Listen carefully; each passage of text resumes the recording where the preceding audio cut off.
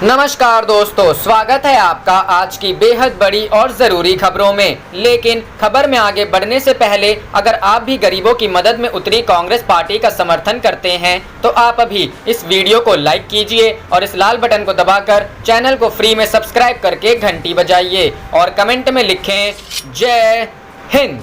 रुख करते हैं पहले खबर की तरफ। अखिलेश ने पूछा, इकोनॉमी चौपट हो रही है, सरकार में किस बात का जश्न। जी हां दोस्तों, मोदी सरकार 2.0 को सत्ता पर काबिज हुए शनिवार को 1 साल पूरा हो गया है। आज तक के खास कार्यक्रम ई एजेंडा के सत्र यूपी है। असली युद्ध भूमि में समाजवादी पार्टी के अध्यक्ष और सूबे के पूर्व मुख्यमंत्री अखिलेश यादव शामिल हुए। इस दौरान उन्होंने हर सवाल का बेबाकी से जवाब दिया और केंद्र की मोदी व यूपी की योगी सरकार पर निशाना साधा। अखिलेश यादव ने कहा कि मोदी सरकार के 6 साल पूरे हो रहे हैं और यूपी में बीजेपी की सरकार है। हमारे गांव किसान गरीब को जो उम्मीद थी कि अच्छे दिन आएंगे, बीजेपी को खुद सोचना चाहिए था कि अर्थव्यवस्था कहां खड़ी है। उत्तर प्रदेश के पूर्व सीएम अखिलेश यादव ने कहा कि सरकार ने गांव की अर्थव्यवस्था को तोड़ा है। अगर हमारे गांव आत्मनिर्भर नहीं होंगे तो देश आत्मनिर्भर कैसे होगा। भारत की अर्थव्यवस्था खराब है। कोरोना के बाद अर्थव्यवस्था पूरी चौपट हुई है। उन्होंने कहा कि पीएम के लेटर के किसान का दर्द लिखा जाना चाहिए। किसानों को गन्ने का भुगतान नहीं हुआ। श्रमिक आज पैदल चल रहे हैं और उन्हें छोड़ दिया गया है। वो सड़क पर मर रहे हैं। आज जितनी बसें हैं, अगर वो चला दी जाती तो आज किसी को पैदल नहीं चलना पड़ता। रुख करते हैं अगली खबर की तरफ। अखिलेश 2022 में शिवपाल को देंगे वॉक ओवर। जसवंत नगर सीट पर सपा नहीं लड़ेगी चुनाव। जी हां दोस्तों, समाजवादी पार्टी अध्यक्ष अखिलेश यादव और उनके चाचा शिवपाल यादव के बीच दुश्मनी की बर्फ पिघलने लगी है। अखिलेश ने शिवपाल की विधायकी को बचाने के बाद अब 2022 के विधानसभा चुनाव में भी वॉक ओवर देने के संकेत दिए हैं। सपा प्रमुख ने आज तक के ई एजेंडा कार्यक्रम में कहा है कि जसवंत नगर विधानसभा सीट पर समाजवादी पार्टी अपना कैंडिडेट नहीं उतारेगी। अखिलेश यादव ने साल 2022 में होने वाले यूपी विधानसभा चुनाव में किसी भी दल के साथ गठबंधन नहीं करने की बात कही है। अखिलेश यादव ने कहा कि समाजवादी पार्टी यूपी विधानसभा चुनाव में 2022 में छोटे दलों के साथ एडजस्टमेंट करेगी, उन्हें साथ लेकर चलेगी। चाचा शिवपाल यादव के साथ संबंधों को लेकर भतीजे अखिलेश ने कहा कि यह बात साफ है कि सपा जसवंत नगर सीट पर अपना कोई भी प्रत्याशी चुनाव मैदान में नहीं उतारेगी। शिवपाल यादव इसी जसवंत नगर सीट से विधायक हैं और 2022 में भी वो संभवतः इसी सीट से चुनावी मैदान में उतरेंगे। हाल ही में सपा के आग्रह पर विधानसभा अध्यक्ष हृदय नारायण दीक्षित ने गुरुवार को शिवपाल की सदस्यता समाप्त करने के लिए दी गई याचिका को वापस कर दिया है। इसके बाद शिवपाल की विधानसभा सदस्यता खत्म होने से बच गई है। इसी के बाद से चाचा भतीजे के एक होने के कयास लगाए जा रहे हैं। जसवंत नगर सीट से सपा के चुनाव नहीं लड़ने के संकेत देकर अखिलेश यादव ने चाचा के साथ रिश्ते सुधारने के लिए आगे हाथ बढ़ा दिया है। दरअसल 2017 के उत्तर प्रदेश विधानसभा चुनाव से पहले मुलायम कुनबे में वर्चस्व की जंग छिड़ गई थी। इसके बाद अखिलेश यादव ने समाजवादी पार्टी पर अपना एक छत्र राज कायम कर लिया था। अखिलेश यादव और शिवपाल यादव के बीच गहरी खाई हो गई थी। हालांकि मुलायम सिंह यादव सहित पार्टी के वरिष्ठ नेताओं ने दोनों नेताओं के बीच सुलह की कई कोशिश की, लेकिन सफलता नहीं मिली। रुख करते हैं अगली खबर की तरफ। मोदी सरकार के 6 साल में 32,868 बैंक फ्रॉड, आम लोगों के 2,70,000 करोड़ डूबे, कांग्रेस पार्टी। जी हां दोस्तों, मोदी सरकार के दूसरे कार्यकाल की पहली वर्षगांठ और शासन के 6 साल पूरे होने पर कांग्रेस पार्टी ने सरकार पर कई बड़े आरोप लगाए हैं। कांग्रेस पार्टी ने शनिवार को कहा कि मोदी सरकार के 6 साल में 32,868 बैंक फ्रॉड हुए हैं। कांग्रेस के संगठन महासचिव केसी वेणुगोपाल ने वीडियो लिंक के माध्यम से संवाददाताओं से कहा, मोदी सरकार के 6 साल में 32,868 बैंक फ्रॉड हुए, जिनमें आम आदमी के 2,70,513 करोड़ रुपए थे। कांग्रेस महासचिव ने कहा कि एक तरफ बैंकों की सेहत खराब हो रही है तो दूसरी तरफ मोदी सरकार घोटालेबाजों का लोन बट्टे खाते में डाल रही है।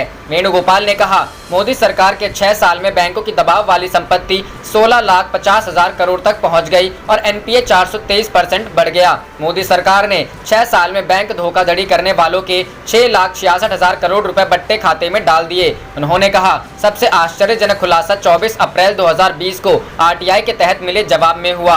कोविड-19 संकट के बीच मोदी सरकार ने मेहुल चौकसी, नीरव मोदी, जतिन मेहता, विजय माल्या जैसे घोटालेबाजों के 68,607 करोड़ रुपए बट्टे खाते में डाल दिए गए। केसी वेणुगोपाल ने जीडीपी में गिरावट का जिक्र करते हुए कहा कि कि मोदी सरकार ने हर साल 2 करोड़ लोगों को नौकरी देने का वादा किया था, लेकिन बेरोजगारी दर 27% तक पहुंच गई है। 2017-18 में भारत में बेरोजगारी दर 45 साल में सबसे अधिक हो गई। कोविड के बाद भारत में बेरोजगारी दर बढ़कर 27.11% हो गई है। रुख करते हैं अगली खबर की तरफ। गहलोत बोले 6 साल में लोगों ने सबसे ज्यादा कठिनाइयों का सामना किया। जी हां दोस्तों, सीएम अशोक गहलोत ने सरकार पर साधा निशाना। केंद्र की मोदी सरकार के दूसरे कार्यकाल को 1 साल पूरे हो गए हैं। सरकार अपने 1 साल के काम का हिसाब जनता के सामने रख रही है, तो वहीं विपक्ष सरकार की नाकामियों को गिनाने में जुटा है। राजस्थान के मुख्यमंत्री अशोक गहलोत ने सरकार पर बड़ा हमला बोला है। उन्होंने कहा कि मोदी सरकार के 6 साल को वैसे याद किया जाएगा जब लोगों ने सबसे ज्यादा कठिनाइयों का सामना किया। मोदी 2 का पहला साल आम लोगों के लिए सबसे बुरा रहा है। अशोक गहलोत ने अपने फेसबुक पोस्ट में लिखा कि मोदी सरकार के 6 साल में लोग सबसे ज्यादा पीड़ित हैं। इस दौरान लोगों को असहनीय कठिनाइयों का सामना करना पड़ा। उन्होंने लिखा, मोदी सरकार के 6 साल को भारतीय इतिहास में वैसे याद किया जाएगा जब लोगों ने सबसे ज्यादा कठिनाइयों का सामना किया। मोदी 2.0 का पहला साल आम लोगों के लिए सबसे बुरा रहा है। मुख्यमंत्री अशोक गहलोत ने कहा कि आर्थिक मोर्चे पर 6 साल तक ट्रायल और एरर के बाद भी हमें ऐसा नहीं दिखता कि सरकार अर्थव्यवस्था को कैसे पुनर्जीवित करने जा रही है, लोगों को कैसे नौकरी देंगी और उन लोगों को कैसे ध्यान देगी जिनके पास ना तो पैसा और ना ही काम है। यूपीए के दौर में देश की अर्थव्यवस्था संपन्न थी, लेकिन एनडीए ने इसे नष्ट कर दिया। उन्होंने कहा कि नरेंद्र मोदी के नेतृत्व में एक समावेशी समाज के रूप में भारत के लोकतांत्रिक उदारवादी नैतिकता को पूरी तरह से कम करके आंका गया है। एनडीए संस्थानों की स्वायत्तता के साथ छेड़छाड़ कर रहा है, पीएसयू बेची जा रही है। राष्ट्र को आगे ले जाने के बजाय एनडीए सरकार इसे पीछे ले जा रही है। लॉकडाउन का जिक्र करते हुए अशोक गहलोत ने अपनी पोस्ट में लिखा कि सरकार मूक दर्शक बनकर लोगों की पीड़ा को देख रही है। मोदी 2.0 को ऐसे याद किया जाएगा जब लाखों लोगों ने अपना सब कुछ खो दिया और लॉकडाउन में दिक्कतों का सामना किया। सरकार मूक दर्शक बनी रही। रुख करते हैं अगली खबर की तरफ। लॉकडाउन पर राहुल गांधी की बात पीएम मोदी को सुननी चाहिए, संजय रावत। जी हां दोस्तों, राहुल गांधी ने लॉकडाउन को लेकर कई अच्छी बातें कही हैं। कोरोना को हराने के लिए सभी दलों को साथ आना होगा। रावत, मोदी सरकार 2.0 को सत्ता पर काबिज हुए 1 साल पूरा हो चुका है। इस मौके पर आज पूरे दिन ई एजेंडा का मंच सजा। ई एजेंडा के सत्र सरकार पर संजय दृष्टि में शिवसेना नेता और राज्यसभा सांसद संजय रावत ने कहा कि लॉकडाउन को लेकर जो बातें राहुल गांधी ने कही है उसे प्रधानमंत्री नरेंद्र मोदी को सुनना चाहिए। संजय रावत ने कहा कि नरेंद्र मोदी देश के नेता हैं। देश बनाने में सभी का योगदान होता है, चाहे वह पक्ष हो या विपक्ष। इसीलिए पीएम मोदी को राहुल गांधी की बात सुननी चाहिए। इसके बारे में मैंने सामने में भी लिखा है, क्योंकि यदि विपक्ष दल के लोग एक सुर में कोई अच्छी बात कहते हैं तो उसका जरूर कोई मतलब होता है। शिवसेना नेता ने आगे कहा कि किसी भी राजनेता के लिए यह वक्त मन में द्वेष रखने का नहीं है, क्योंकि देश संकट में है। कम से कम 2 साल तक राजनीतिक गिले शिकवे भूलकर एकजुट होना पड़ेगा और कोरोना को हराना होगा।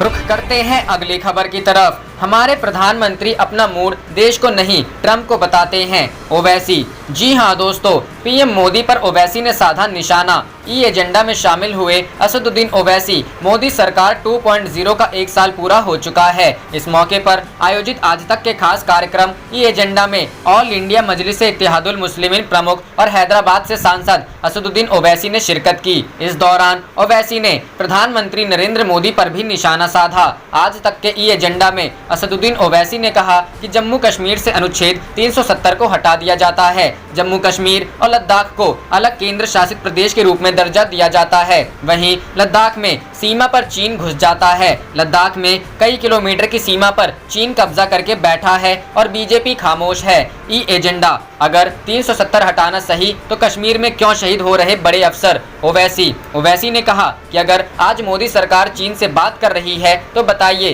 कि आखिर चीन से क्या बात हो रही है। डोकलाम के मुद्दे पर भी देश से झूठ कहा गया। डोकलाम में आज पहले से ज्यादा उनके बंकर्स बन चुके हैं। सैटेलाइट के फोटो झूठ नहीं बोल सकते हैं। ट्रंप से इजहार। असदुद्दीन ओवैसी ने कहा कि इन सब के बावजूद हमारे प्रधानमंत्री अपने मूड का इजहार देश से नहीं करते हैं, बल्कि अमेरिका के राष्ट्रपति डोनाल्ड ट्रंप से करते हैं। देश को मालूम होना चाहिए कि प्रधानमंत्री चीन के बारे में क्यों नहीं कहते हैं। चीन के मुद्दे पर बीजेपी चुप है।